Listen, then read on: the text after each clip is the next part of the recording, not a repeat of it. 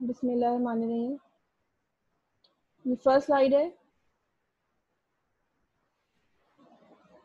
Lecture number 5 की first slide है, जिसके अंदर मैंने आप लोगों को चार्ज डिस्ट्रीब्यूशन के बारे में बताया था कि चार्ज डिस्ट्रीब्यूशन को हम किस किस तरीके से क्लासीफाई करते हैं।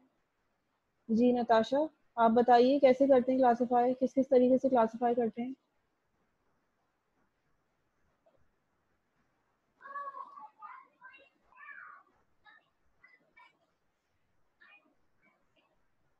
यहाँ पर लिखा हुआ है ना, किस किस तरीके से क्लासीफाई करते हैं चार्ज डिस्ट्रीब्यूशन को। ये इस तरह से करते हैं, इस तरह से करते हैं, लिखा हुआ है सब।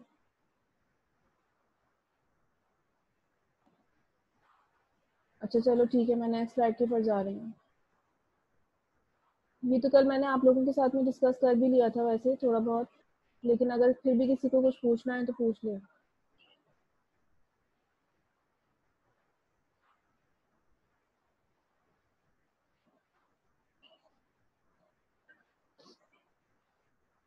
यहाँ पर मैंने आप लोगों से डिस्कशन की थी कि रिजल्ट हमारे पास क्या आया है अगर लाइन चार्ज जो है वो पॉजिटिव लाइन चार्जेस जो है वो एक मौजूद हो और एक हमारे पास पॉइंट चार्ज हो, तो फिर उन दोनों के दरमियान फोर्स निकालने के लिए हम कौन सा फार्मूला यूज करते हैं। ठीक है, ये वाला फार्मूला हमारे पास आ गया था लास्ट टाइम डेरिवेशन में। और इसका एक हमने लिमिटिंग केस देखा था कि अगर हम बहुत ज़्यादा दूर खड़े हुए हों किसी भी चार्ज डिस्ट्रीब्यूशन से, या हम ये कह सकते हैं उस चार्ज डिस्ट्रीब्यूशन का साइज इतना बड़ा नहीं है जितनी दूर हम खड़े हुए हैं, तो उस सूरत में हमारा फार्मूला रिड्यूस हो जाता है और ये वाला फार्मूला जो है वो बिल्कुल एक कूलम्स लॉ का जो फार्मूला है वही बन जाता है। इसका मतलब ये है कि हम जब किसी दूर जगह पर खड़े होते हैं गैस चार्ज को लेके, तो जो डिस्ट्रीब्यूशन है लाइन चार्ज डिस्ट्रीब्यूशन वो हमें पॉइंट की तरह नज़र आती है और हम जो है वो उसको पॉइंट की तरह ट्रीट कर सकते हैं। इसी तरीके से नेक्स्ट जो है वो मैंने 2 स्लाइड्स में आप लोगों को और बताया था।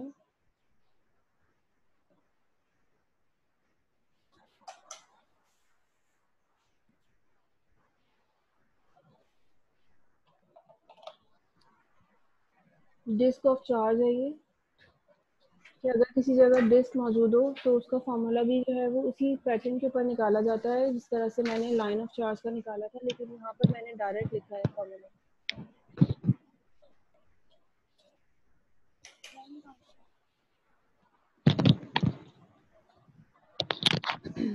और यहाँ पे भी हमने यही अप्रोक्सीमेशन लगाई है कि अगर हम बहुत ज़्यादा दूर खड़े हुए हैं किसी भी डिस्क से, तो उस वक्त ये वाला फार्मूला जो है वो रिड्यूस होके ये वाला फार्मूला बन जाता है कूलम्स लॉ का फार्मूला। यहाँ पर किसी को कोई सवाल करना है?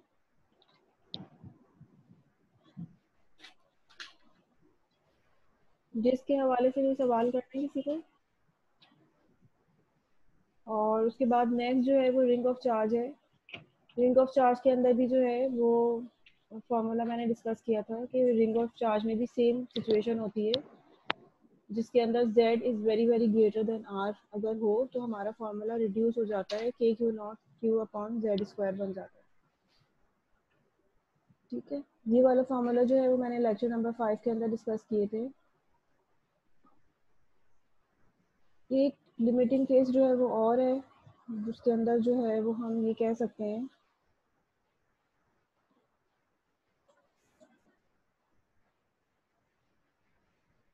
कि ये वाला जो फार्मूला था ये लाइन ऑफ चार्ज का फार्मूला हम लोगों ने निकाला था, इसको मैंने लिख लिया दोबारा से,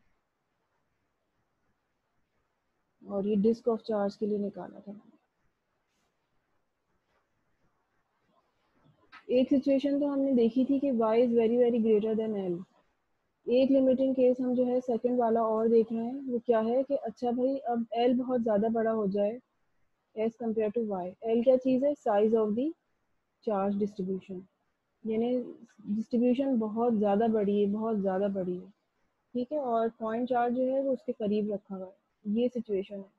y और l का मतलब ये है। तो यहाँ पर मैंने अब चूँकि l के ऊपर लिमिट अप्लाई करनी है तो मैंने अब यहाँ से l को कॉमन निकाल दिया। जो फैक्टर यहाँ पर आपको नज़र आ रहा है एल स्क्वायर बाई 4 का, वो मैंने यहाँ से कॉमन निकाल लिया है और अंदर जो है वो मेरे पास अब ये वाली टर्म बच जाएगी।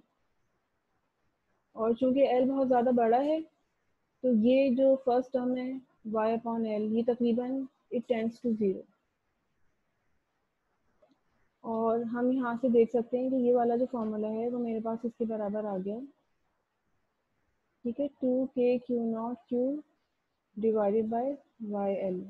और ये जो नीचे ये 2 था ये ऊपर चला गया, ये यहाँ पर आ गया। अच्छा, ये Q बाय एल जो है वो क्या चीज़ है? Q by L is nothing but the charge density of the rod, तो उसकी जगह पर मैंने लैम्डा लिख दिया है। और बाकी ये वाला फॉर्मूला जो है वो मेरे पास आ गया। इसका मतलब ये है कि if I have an infinite distribution, इसको मैं कह सकती हूँ कि मेरे पास इनफाइनाइट लाइन ऑफ चार्जेस हैं, बहुत ज़्यादा लेंथ बहुत ज़्यादा है चार्ज डिस्ट्रीब्यूशन की, इनफाइनाइट लाइन चार्ज डिस्ट्रीब्यूशन। तो मेरा जो फार्मूला है वो रिड्यूस हो जाएगा, और मेरा फार्मूला रिड्यूस होने के बाद ये वाली फॉर्म तैयार कर लेगा। और उस वक्त जो फोर्स है वो फोर्स इनवर्स स्क्वायर लॉ की तरह बिहेव नहीं करेगी, बल्कि 1/y की तरह बिहेव कर रही है, ठीक है।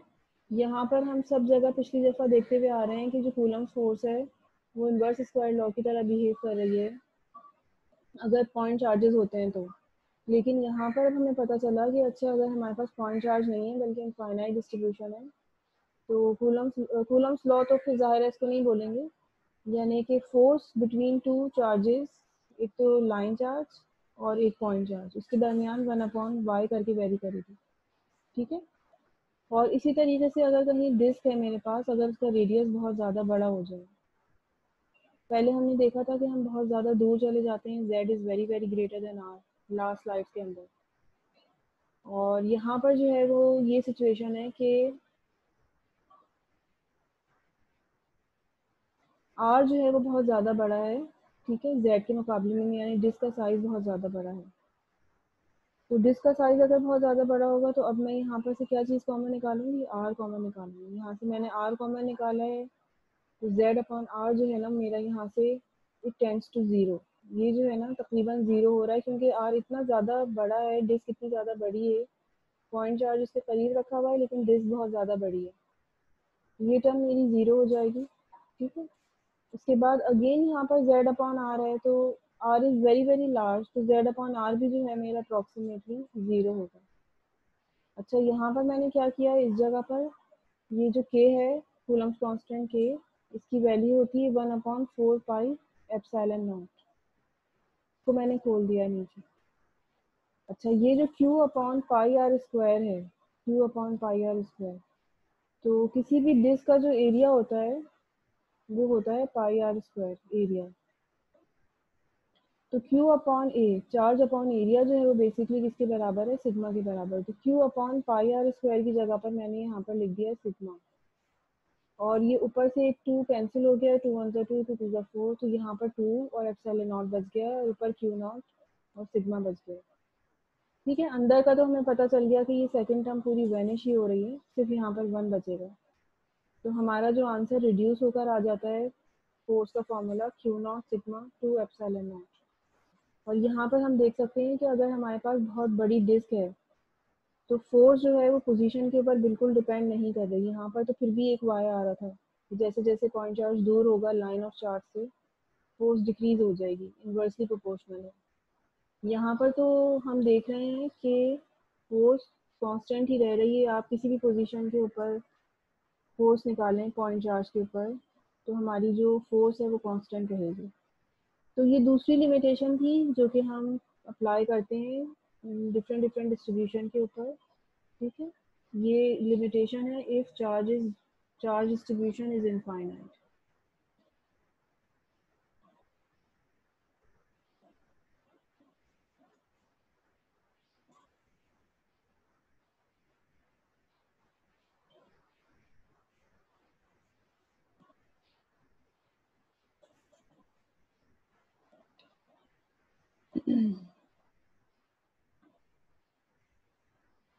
अच्छा,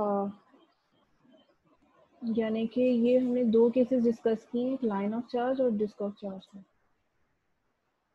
यहाँ पर किसी को कोई क्वेश्चन पूछना है तो पूछ ले।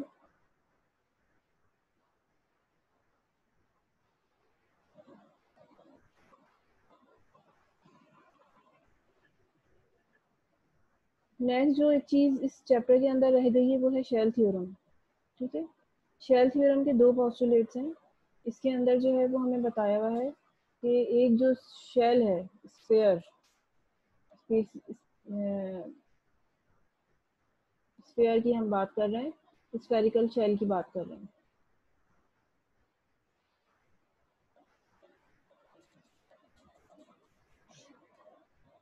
तो अगर हमारे पास स्फेरिकल शेल कहीं मौजूद है, यानी अंदर से हॉलो है, ऊपर से एक रिंग है इसकी पूरी कवर हुआ है, तो अगर हम इसके ऊपर टेस्ट चार्ज डिस्ट्रीब्यूट कर दें बहुत सारे, ठीक है।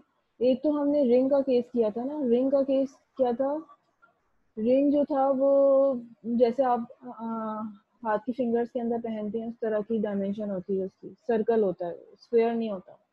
This is the spherical shell, I am talking about the spherical shell. तो अगर मैं इस स्फेरिकल शेल के कवर के ऊपर चार्जेस रख दूं और सेंटर के अंदर मैं कोई टेस्ट चार्ज रखूं, तो क्या मुझे कोई फोर्स महसूस होगी इस टेस्ट चार्ज के ऊपर, क्या कोई फोर्स लगेगी इसके ऊपर, ये मैं सवाल कर रही हूँ।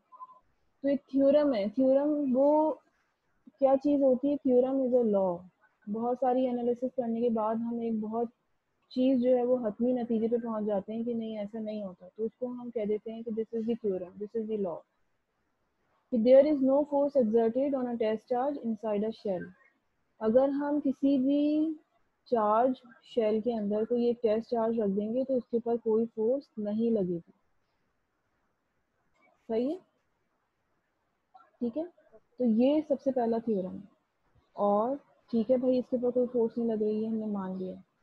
लेकिन अगर हम टेस्ट चार्ज को बाहर रखें, आउटसाइड ही शेल, तो फिर क्या होगा।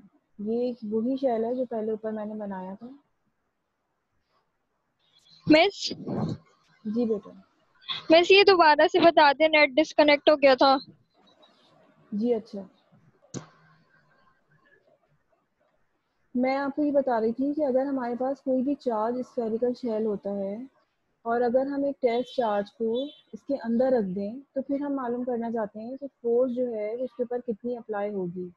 ये जो चार्जेस हैं, इस तमाम के तमाम चार्जेस इसके ऊपर कितनी फोर्स लगाएंगे। तो ये थ्योरम है।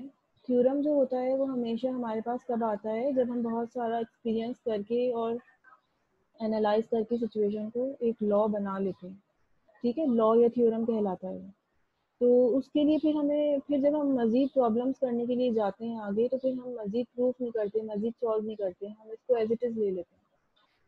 और वो लॉ क्या है कि there is no force exerted on a test charge. अगर हम उसको इनसाइड रखेंगे, किसी भी शेल के इनसाइड अगर हमने रखा है, तो उसके ऊपर कोई फोर्स नहीं लगेगी, नो फोर्स, ठीक है। लेकिन दूसरी सूरत क्या हो सकती है कि अगर हमने कोई एक टेस्ट चार्ज बाहर रखा है एक स्फेरिकल शेल से, यहाँ पर रखा हुआ है spheric test charge Q naught, तो इस शेल की वजह से इसके ऊपर कितनी फोर्स लग रही है, ये डिस्टेंस आर है, ठीक है।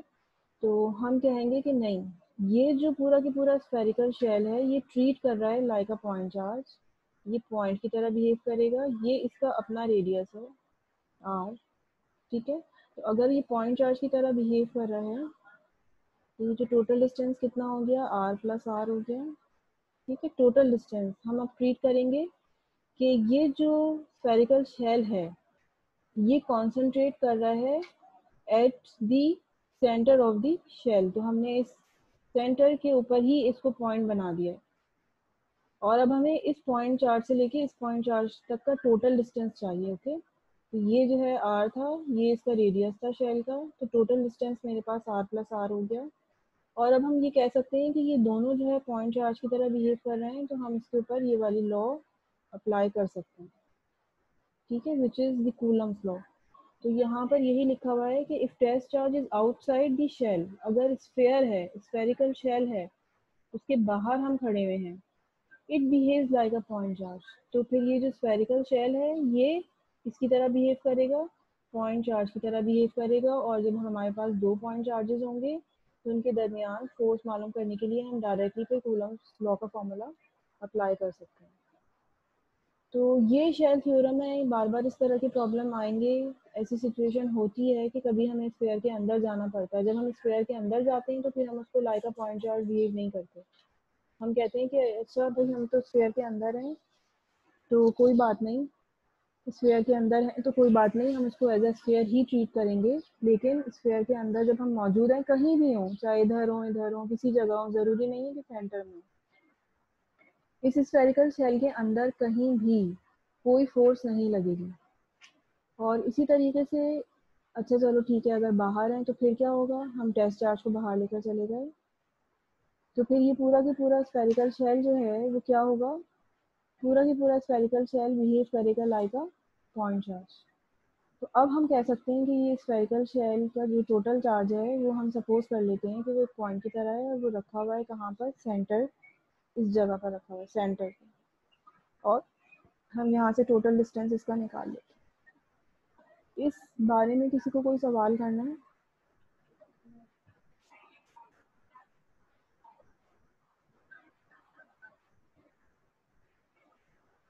चल लिया है।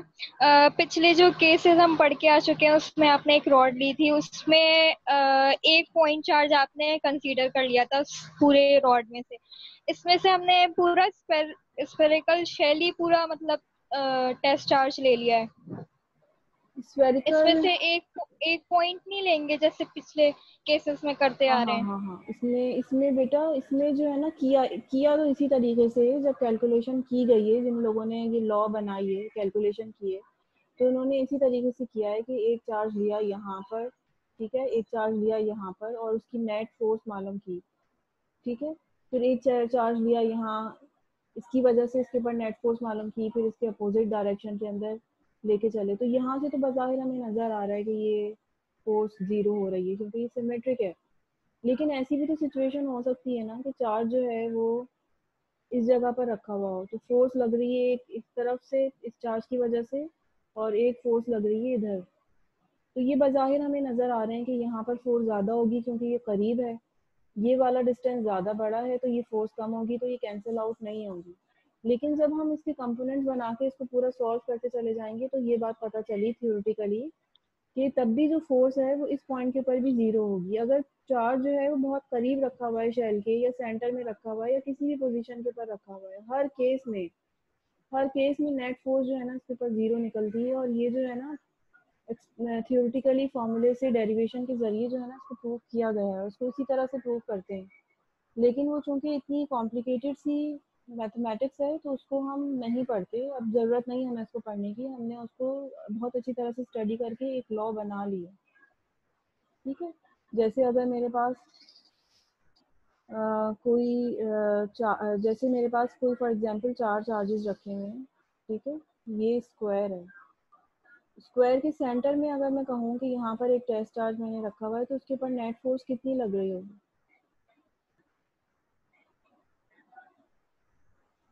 नेट फोर्स क्या होगी इसके सेंटर में, बिल्कुल ये तो सामने सामने से हमें नजर आ रहा है ना, सेम चार्जेस हैं। मैं जीरो। हाँ जीरो होगी, ठीक है। तो अगर मैं चार्जेस यहाँ पे बढ़ा दूँ, फॉर एग्जांपल मैंने यहाँ पर और चार्जेस बढ़ा दिए, सेंटर में फोर्स अभी भी जीरो होगी क्योंकि ये सिमेट्रिक चार्ज डिस्ट्रीब्यूशन है। और बढ़ाती जा रही हूँ मैं, मेरी डिस्ट्रीब्यूशन जो है ना वो कंटिन्यूस हो जाएगी, इस तरह से करते करते करते करते, ठीक है। इतनी ज़्यादा कंटिन्यूस डिस्ट्रीब्यूशन हो गई कि बिल्कुल ये कवर हो गया, बिल्कुल ये सॉलिड बॉडी बन गई। जैसी ही सॉलिड बॉडी बनती जाती है, इस वक्त ये सूरत हाल होती है कि इलेक्ट्रिक लाइन्स ऑफ फोर्सेज अंदर बिल्कुल जाती नहीं, ठीक है। यहाँ पर रखो चाहे टेस्ट चार्ज को, चाहे यहाँ पर रखो, चाहे यहाँ पर रखो, चाहे यहाँ पर रखो, ये जो है आपके पास नेट फोर्स जो होती है ना वो जीरो होती है, ठीक है। तो ये एक लॉ इन्होंने कैलकुलेशन करके ही बनाई है, और इसी तरीके से ही करके बनाई है जैसे आप कह रही हैं ना, एक एक चार्ज को, एक एक एलिमेंट को, डी क्यू को लेकर स्टडी किया है, तो ऐसे ही किया है।